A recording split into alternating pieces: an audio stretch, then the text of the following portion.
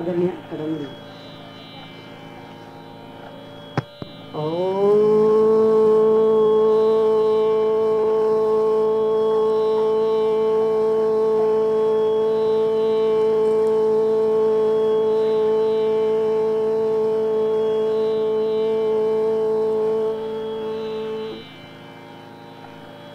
गुरुर्ब्रह्मा गुरुर्विष्णू गुरुर्देवो महेश्वरा गुरुर्साक्षात् परं ब्रह्म तस्मै श्री गुरुवे नमः। ब्रह्मानन्दं परमसुखदं केवलं ज्ञानमूर्ति द्वन्द्वातीतं गगनसदृशं तत्त्वमस्यादिलक्ष्यम् एकमनित्यमविमलमचलं सर्वधी साक्षिभूतं भावातीतं त्रिगुणरहितं सद्गुरुं तन्नमामि। ध्यानमूलं गुरुर्मूर्ति पूजामूलं गुरुर्पदं मंत्रमूलं गुरुर्वाक्यं मोक्षमूलं गुरुकृपा सद्गुरुनाथ महाराज की जय। अलंकापुरी पुण्यभूमि पवित्र तेथे नांदतो ज्ञान राजा सुपात्र तया ठविता महापुण्य राशी। नमस्कार माझा सद्गुरु ज्ञानेश्वराश ज्ञानेश्वर महाराज की जय। ओम विश्वानि देव सवितर दुरितानि परासु यद्भद्रं तन्न आसु सद्गुरुनाथ महाराज की जय। आदरणीय निंबाळकर साहेबांनी आपल्या पुढे संध्या हा जो विषय आहे परमार्थ प्राप्तीचा मुख्य मार्ग असा आहे की जगातले जे विविध पंथ विविध धर्म जे आहेत ते सर्वच संध्येच्या मार्गाने परमेश्वर प्राप्ती करून घेण्याचा आटोकाट प्रयत्न करीत असतात। पण आपण संध्या करीत आहोत याची जाण मात्र फारच कमी लोकांना असते। सम आणि ध्या असे दोन अक्षर त्यामध्ये आहेत। सम म्हणजे उत्तम, ध्या म्हणजे ध्यान करणे, उत्तम ध्यान करणे।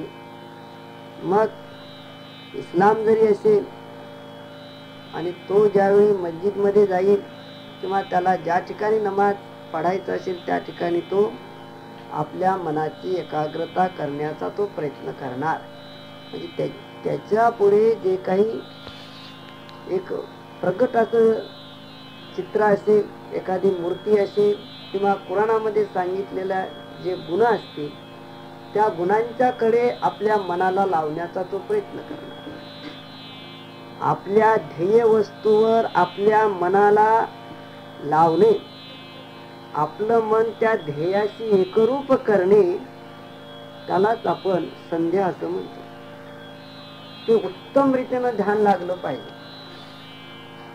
आणि वैदिक संध्या जी आहे ही संध्या परमार्थाची अत्युच्च कोटीतील साधना आहे। आणि ही साधना करण्याकरिता जी योग्यता लागते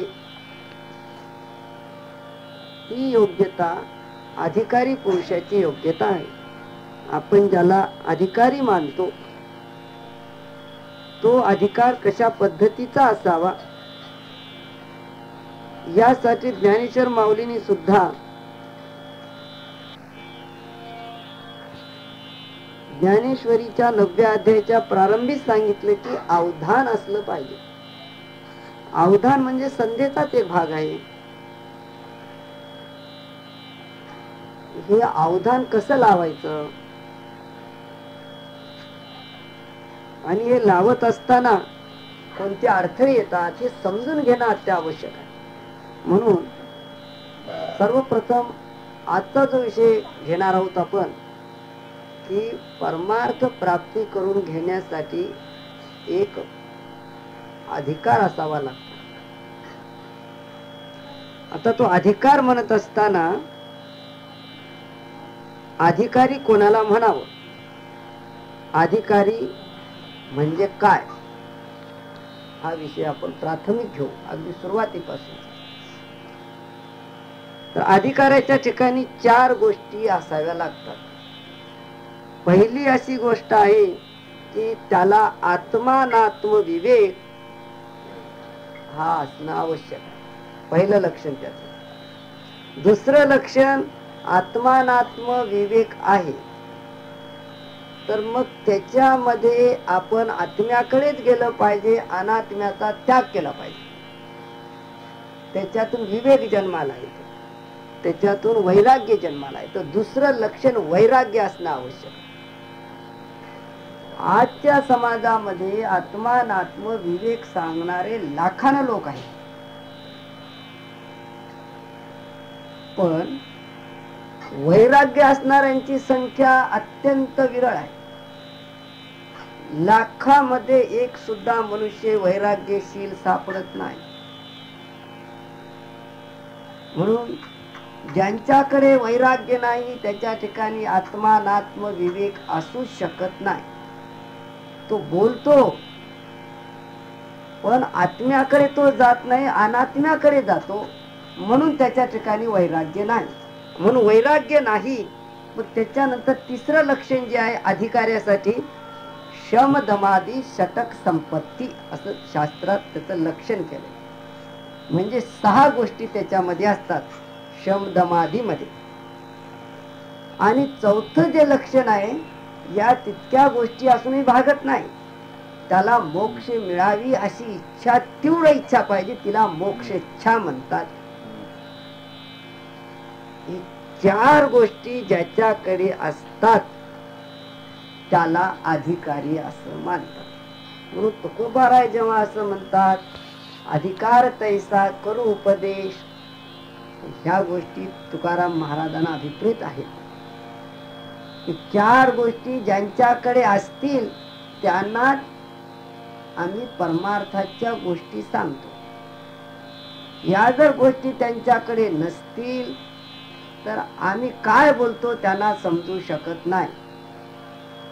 आता आत्मानात्म विवेक म्हणजे काय? आत्मा आणि अनात्मा, आत्मा अधिक अनात्मा, आ अधिक अ बरोबर आ होते मराठी संधीमध्ये. म्हणून आत्मा आणि अनात्मा याचा विचार केल्यानंतर, पाहिल्यानंतर जगामध्ये आत्मस्वरूप नित्य आहे आणि आत्मस्वरूपाला सोडून बाकी सर्व जे काही आहे ते अनित्य आहे, म्हणजे नाशिवंत आहे,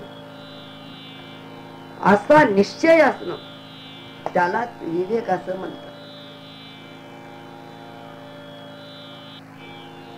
आता मग आत्मा नित्य आहे म्हणजे आपलं शरीर अनित्य आहे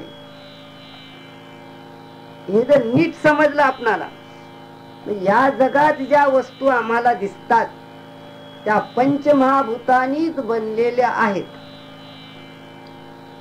म्हणून या जगातले जेवढे काही भोग असतील, घर आहे, संपत्ती आहे, धन आहे, कीर्ती आहे, मुलं आहेत, या जगातले, याला ऐहिक भोग असं म्हणतात. म्हणजे या जगातले भोग, ऐहिक भोग जे असतात ते आपल्या 5 ज्ञानेंद्रियांचे विषय असतात. म्हणजे या इंद्रियांनी त्यांचा भोग घेता येतो. याची आवड असता कामा नये, कारण यांची जर आवड आपणाला असली तर या विषयांच्या भोगाला आवश्यक असणारे ज्या वस्तू असतील त्या वस्तूचा संग्रह आपण करायला लागतो. आणि वस्तूंचा संग्रह करायला लागलो की आपण परमार्थाकडे जाऊ शकत नाही. म्हणून या जगातल्या सर्वच भौतिक विषयांच्या विषयी अंतःकरणामध्ये असा निश्चय असणं, ते शारीरिक भोग आहेत. हे शरीर आहे तोपर्यंत आम्ही त्याचा भोग घेऊ शकतो, शरीर आहे तोपर्यंत नाही. शरीरामध्ये जोपर्यंत क्षमता आहे तिचा भोग घेणे. 90 वर्षे 100 वर्षे आयुष्य झाल्याच्या नंतर पत्नी जरी असली तर मानसिक समाधानात शारीरिक भोगण्याची शक्यता नसते. लाखामध्ये एखादा असू शकेल क्वचित, सर्वसामान्य 100च्या वर मनुष्य स्त्री भोग घेऊ शकणं चांगली गोष्ट नाही. म्हणून शरीराची आणि भोगाची वस्तू यालाही मर्यादा निसर्गाने घालून दिलेली आहे. म्हणून मर्यादा ओलांडून गेल्यानंतर करतो म्हणत बसणं हे परमार्थ साधकाचं लक्षण नाही. आम्ही आलो मनुष्य जन्माला तर जेव्हा वेळ मिळेल तेव्हापासूनच निश्चय करणं की हे अनित्य वस्तू आहे, शरीर अनित्य आहे. कदाचित वस्तू राहतील परंतु आम्ही राहणार नाही. म्हणून याच्या भोगामध्ये आयुष्य घालणं चांगली गोष्ट नाही. म्हणून शक्यतोवर लवकरात लवकर परमार्थ प्राप्ती करून घेण्यासाठी ज्या ज्या वस्तूंचा त्याग करावा लागेल त्याचा त्याग करण्याची तयारी ठेवणं त्याला म्हणतो आपण वैराग्य, ऐहिक वैराग्य. याशिवाय जी माणसं यज्ञ करतात, याग करतात, हवन करतात, तपश्चर्या करतात, एकभुक्त राहतात, अरण्यात जातात, पाण्यात राहतात, जमिनीत खोदून मध्ये राहतात, एक हात वर केलेला आहे, ही मंडळी स्वर्गाच्या भोगाकडे यांचे डोळे लागलेले असतात. स्वर्गात काय असते? इथं ज्या बायका त्यापेक्षा अनंत पटीनं सुंदर पर्या तिथं आहेत, तिकडे लक्ष आहे. इथं अमृत नाही, तिथं अमृत मिळते. म्हणून इथं तपश्चर्या करून स्वर्गातलं अमृत मिळावं, आपलं आयुष्य खूप वाढावं, यासाठी प्रयत्न चालू आहे. हे अनित्य आहे. स्वर्गात जरी गेला तर लाखो वर्ष जर राहिला तर त्याचा त्याग करावाच लागतो. जोपर्यंत तुमचं पुण्य आहे तोपर्यंत तुम्ही त्याचा भोग घेऊ शकता. पुण्य संपल्याच्या नंतर पुन्हा मृत्यू लोकात यावं लागतं. म्हणून याही वस्तूविषयी ज्या डोळ्याला दिसत नाही, ज्यांचा आम्हाला अनुभव आला नाही, परंतु स्वर्गात आहे असं आम्ही पुराणात ऐकलेले असल्यामुळे त्या भोगाच्या इच्छेनं स्वर्गातले भोग मिळावेत म्हणून इथं तपश्चर्या करणे हाही परमार्थाचा मार्ग नाही. त्याही वस्तूंचा अंतःकरणातून त्याग करणं म्हणजे वैराग्य. म्हणून अशा दोन प्रकारच्याही वस्तूंचा त्याग करण्याचा निश्चय अंतःकरणात असणं त्याला आपण वैराग्य असं म्हणतो. परंतु आजच्या जगामध्ये पाहत असताना अशी वैराग्यशील माणसं क्वचित सापडतात आणि ती परमार्थाच्या मार्गावर असतात.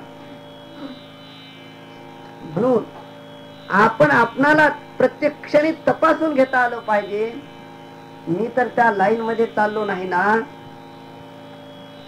परमार्थ करण्यासाठी गळ्यात माळ टाकली, कपाळा गंध लावलेला आहे. माहूर, गाणगापूर, पंढरपूर, सोलापूर अनेक ठिकाणी अनेक देवता आहेत, त्यांच्याकडे मी जाऊ लागलो. परंतु अंतःकरणात काय संसार आहे का परमार्थ आहे तपासता आलं पाहिजे. जर पंढरपूरला जाऊनही अंतःकरणात मला अधिक धन मिळावं अशी इच्छा जर राहिली तर तुमच्यात पंढरपुरात जाऊन संसारच आहे.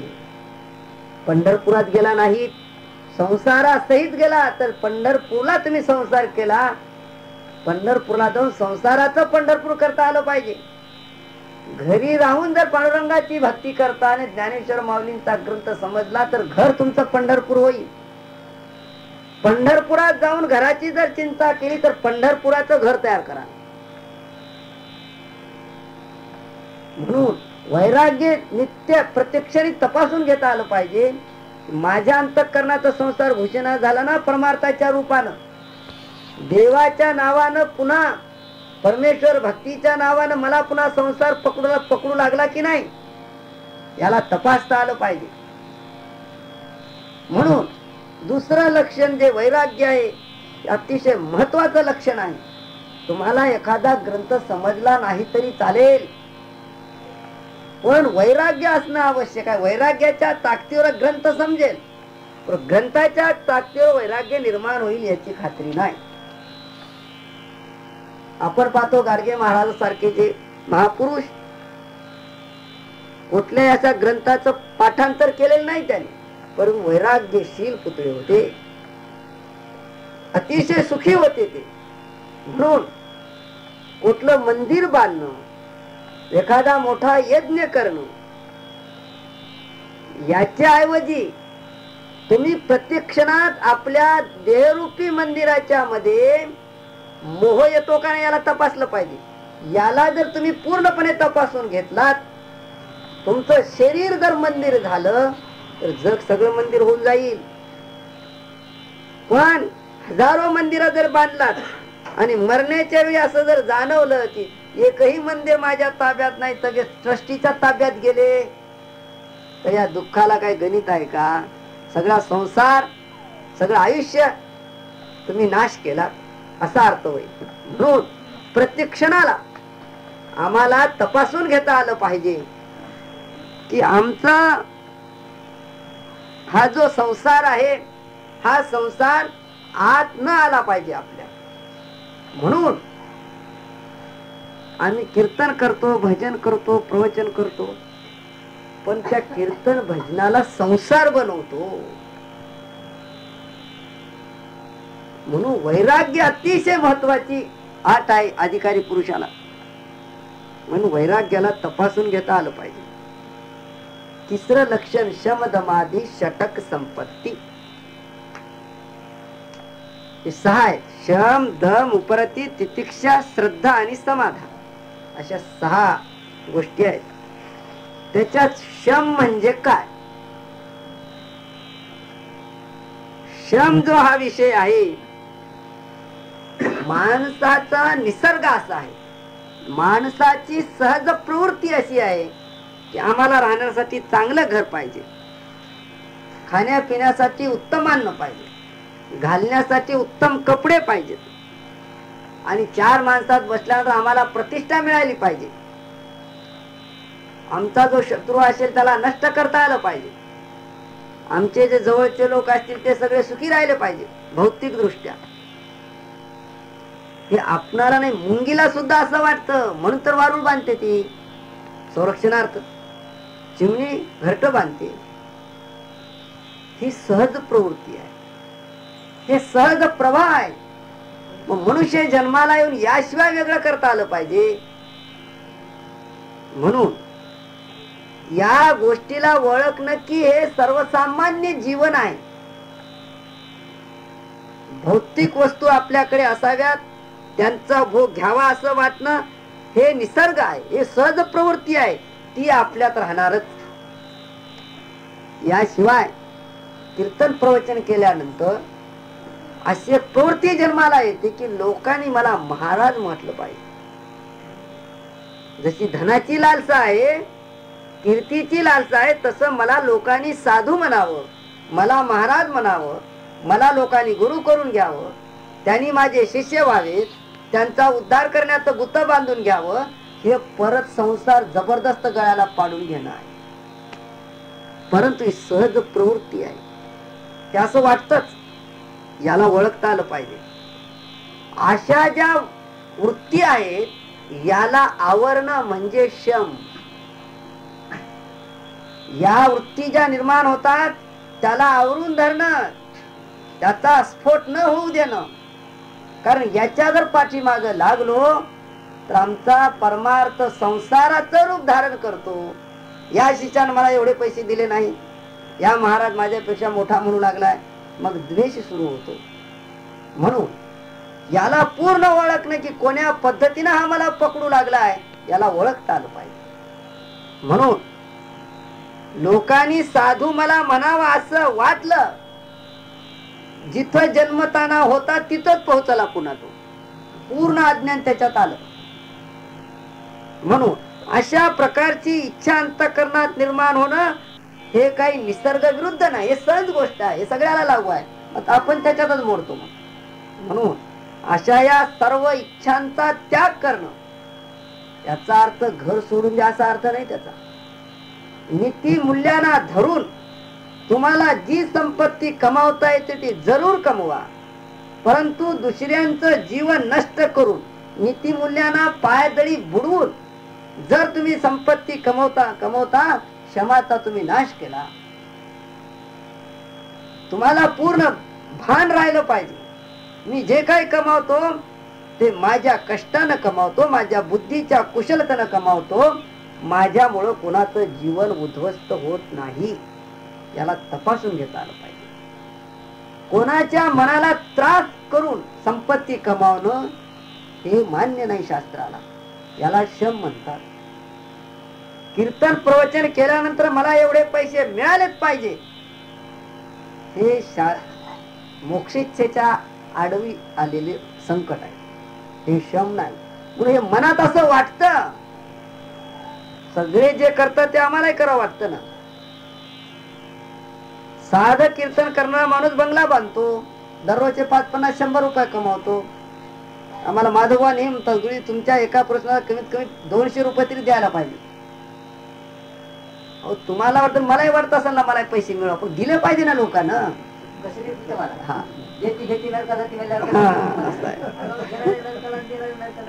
म्हणून हा ही त्याग वृत्ती जी आहे, म्हणजे याचा त्याग, हे केव्हाच त्याग होईल, त्याचं ज्ञान झालं तर त्याग होईल.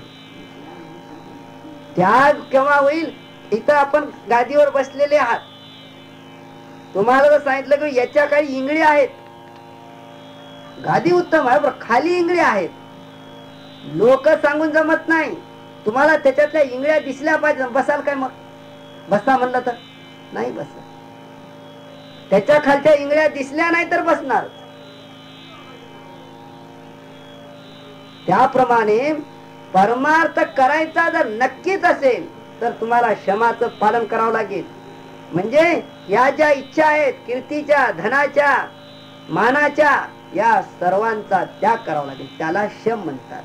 विचारांच्या मधून जीवनाला अधपतित करणाऱ्या ज्या वासना, त्या वासनांचा त्याग म्हणजे त्याला म्हणतात शम. दुसरा आहे दम. दम म्हणजे काय? आता प्रत्येक मनुष्याला असं वाटतं की लता मंगेशकरांचं गाणं कोणाला ऐकावं असं वाटत नाही. गाण्याचे प्रकार वेगळे, परंतु त्या बाईचा अतिशय गोड आवाज आहे, ऐकावं वाटतं संगीत.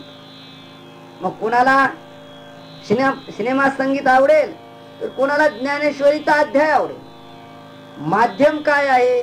माध्यम शब्द विषय आहे, हे अति उच्च स्तर आहे तो. हे जे ऐकावंसं वाटणं, माझ्या आवडीचा विषय मला ऐकावं वाटणं हा निसर्ग आहे. आता इंद्रियाशी संबंध आहे, क्षमाचा मनाशी संबंध आहे, दमाचा इंद्रियाशी संबंध आहे. जिभेनं गोड खावंसं वाटतं, कडू वस्तूचा त्याग करावासा वाटतो, हे निसर्गच आहे. चवदार पदार्थ कोणालाही खावेसे वाटतात, डोळ्यानं सुंदर वस्तू पाहाव्याशा वाटतात, हे इंद्रियांचा स्वभाव. हे जग सर्व याच पद्धतीनं चालू आहे. जर परमार्थाकडे जायचं असेल तर हा उलट प्रवाहानं जावं लागतं. जे मी डोळ्यानं पाहतो आहे त्याला माझ्या इच्छेतलं त्याला चिटकविता आलं पाहिजे. जी वस्तू मला दिसते ती पांडुरंग रूप दिसली पाहिजे. माझ्या मनात जे आहे ते त्या वस्तूत आम्हाला टाकता आलं पाहिजे, तर सुख प्राप्त होते. नसल्यास वस्तूचं जर बाह्य रूपानं आम्हाला जर ओढलं तर आम्ही दुःखी होतो. म्हणून या इंद्रियाचा जो स्वभाव धर्म आहे आणि या स्वभाव धर्मावर आम्ही जर वागायला लागलो तर आमची इंद्रिय ही विषयाला एवढी लालचावलेली असतात की आमच्या समोर मृत्यू उभा आहे याचं आम्हाला ध्यान राहत नाही. इंद्रियाचा भोग घेता घेता आमचं आयुष्य संपून जातं. म्हणून या इंद्रियाला विषयापासून रोखणे याला दम म्हणतात. दमधरा असं म्हणतो ना आपण. दमधरा म्हणजे रोखून धरणं, श्वास रोखणे, त्याला दम धरणे म्हणतात. लेकरू रडताना म्हणतं किती वेळ झालं दम धरलंय, म्हणजे रडता रडता एकदम थांबते लेकरू आणि आवाजच काढत नाही, त्याला दम धरणे म्हणजे श्वास रोखणे. त्याप्रमाणे या इंद्रियाला रोखणे कशापासून? आमचं जीवन अधपतित करणारे जे जे विषय आहेत त्यांच्यामध्ये आमच्या इंद्रियाला न जाऊ देणे. मग संसार करावा का नाही? शास्त्र मर्यादा जी आहे त्या शास्त्र मर्यादेनुरूप भोग घेणे. पत्नीचा भोग घेणे वाईट नाही, पण तुमचं वय, तुमची संपत्ती, तुमची शारीरिक संपत्ती या सगळ्यांचा विचार करून भोग घेणे. धन कमावणं वाईट नाही, परंतु तुम्हाला किती वस्तूंची आवश्यकता आहे याच्या अनुरूप तुमच्या संपत्तीच्या मुळे असा संग्रह निर्माण होऊ नये की दरिद्री लोक अधिक दरिद्री जर होऊ लागले तर तुमची संपत्ती तुमचा शत्रू होऊन बसेल. राखण करण्याचं आयुष्य निघून जाईल, तुम्हाला भोगायला मिळणार नाही काही. म्हणून या इंद्रियाला विषयापासून रोखणे. विषयभोगाकडे पळतात, हे स्वभावच आहे त्यांचा. परंतु सांगता आलं पाहिजे की एक मर्यादा, याच्या पलीकडे आम्ही जर गेलो तर आम्हाला मृत्यू येणार. आम्ही भोग जास्त घेता कामा नये, आम्हाला आवश्यक तेवढाच भोग घेता आला पाहिजे. त्याच्यापेक्षा जास्त गेलो तर मृत्यू आला जवळ, म्हणून याला म्हणतात दम. त्याच्या पुढे उपरती. उपरती म्हणजे काय? संसार मानला, संपत्ती, बायका, घर, मुलं सगळं आम्ही मांडून ठेवलेलं आहे. कशासाठी? याच्यातून आम्हाला सुख मिळावं म्हणून. हा मनुष्याचाही स्वभाव धर्म आहे. पण आम्ही सर्व जगाकडे पाहिलं की या खूप संपत्तीमान लोक आहेत, खूप मुलं असलेली माणसं आहेत, कीर्ती कमावलेली माणसं आहेत. परंतु त्यांना विचारलं तुम्ही सुखी आहात काय, तर ते सुखी आहोत असं म्हणत नाही. पण याच गोष्टी जर आम्ही कमावून बसलो तर त्यांच्यासारखंच आम्हालाही होईल, किंवा या वयापर्यंत आम्ही जे जे काही केलो त्याच्यात तुम्हाला सुख प्राप्त झालं नाही. म्हणून या गोष्टीचा पाठलाग करणं योग्य नाही. याच्यात सुख नाही, यापेक्षा सुखाची गोष्ट दुसरी कोणती तरी वेगळी आहे असं समजणे, अनुभवातून समजणे, त्याला म्हणतात उपरती. आणि एकदा जर समजलं की हा संसार सुखाचा नाही, मग आम्ही आपलं मन भगवंताकडे लावलं तर ते चिटकून राहतो. हीच गोष्ट सामान्यतः समजून सांगणारे लोक जगामध्ये नाहीत, फार कमी संख्या आहे. मग असलेली काय आहे? ही संसारच करीत आहेत रात्रंदिवस, परंतु तोंडानं परमार्थ बोलत आहेत. म्हणून बहुजन संख्या जी आहे ती त्यांच्याच पाठीमाग जास्त असते. कारण यांना जे आवश्यक आहे तेच ते सांगतात. अहो, गुरुजीनं म्हटलं की मुलांनी जे म्हटलं, जर गुरुजी म्हणायला लागले तर पोरं कशाला गुरुजीची निंदा करतील, गुरुच्या पाठीमागे लागतील. पोरं, तुम्हाला जसं म्हणायचं असेल तसं म्हणा, बरोबरच आहे सगळं. पोरं काय शिकतील? विद्यार्थ्याचं चुकलेलं गुरुजीनं सांगून येत नसली, त्याला शिक्षा जर देत असेल तर त्या विद्यार्थ्याची प्रगती होते आणि गुरुजीची प्रगती होते. मुलांना समजत नाही म्हणून तर गुरुजीची आवश्यकता आहे ना हो. म्हणून संसार हा दुःखमय आहे. हा संसार जर सुखमय करायचा असेल तर संसाराला ओळखल्याशिवाय संसार सुख देत नाही. म्हणून शास्त्र असं सांगते, तुम्ही परमार्थ करायची गरज नाही, तुम्हाला संसार ओळखण्याची गरज आहे. कारण संसार जर ओळखला तर तुम्हाला प्रत्येक वेळी त्याला बाहेर काढता येते. संसाराची ओळख झाली नाही तर तुम्ही परमार्थ करीत असताना संसारच करीत राहा, परमार्थ करालो असं म्हणाल.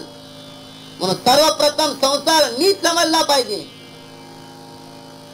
म्हणून संसार समजणे, संसाराबद्दलची जी आसक्ती आहे ती काढून टाकण्याची इच्छा निर्माण होणे. कारण संसार अनित्य आहे, तिला म्हणतात उपरती. म्हणून हे तपासून घेता आलं पाहिजे किंवा ही गोष्ट सत्य आहे का नाही आपल्या समोर. त्याच्यानंतर उपरती झाल्याच्या नंतर तितिक्षा निर्माण होते. तितिक्षा म्हणजे काय? संसारात प्रत्येक मनुष्याला शरीराचं सुख मिळावं असं वाटतं, मानसिक सुख मिळावं असं वाटतं, आणि दुःख राहू नयेत असं वाटतं. पण या तीनही गोष्टी माणसाला दररोज भेटत असतात. परंतु या दोघांनाही सुख दुःख आणि संसाराबद्दलची जी आसक्ती अंतःकरणामध्ये असते, ती आसक्ती समजणं की मला हे संसारच करावासा वाटू लागलेला आहे. म्हणून तितिक्षा म्हणत असताना जर उपरती नीट झाली आपणाला तर तितिक्षा आपल्या अंतःकरणात येते. तितिक्षेचा अर्थ शारीरिक उपभोग घेऊ लागलो आपण, मानसिक उपभोग घेऊ लागलो, परंतु प्रत्येक उपभोग आपल्याला आवडेल त्या पद्धतीने मिळेल याची खात्री नाही. कारण आपण सिनेमा बघण्यासाठी जरी गेलो, पैसे देऊन आम्ही सिनेमा बघतो धक्काबुक्की खात, पण आपल्या पुरता माणूस जर अर्धान राहिला, पटका बांधून बसलेला जर असला, आपण म्हणलो पटका काढ, तो काढत नाही, म्हणते मी पैसे देतो, मी काढायला तयार नाही. काय करणार, त्याला काय इलाज आहे का? मग हात जोडून विनंती करावं लागते, बाबा मला दिसत नाही, तुम्ही जर पटका काढला तर माझ्यावर कृपा होईल तेवढी. म्हणजे तुम्ही पैसे देऊन सुद्धा आपल्या मनाप्रमाणे कुठला व्यवहार घडत नाही, तर संसारामधलं कसं शक्य आहे? विश्व आहे, परमात्मा निर्माण केलं, तुमच्या मनासारखं सगळ्या गोष्टी कशा घडतील?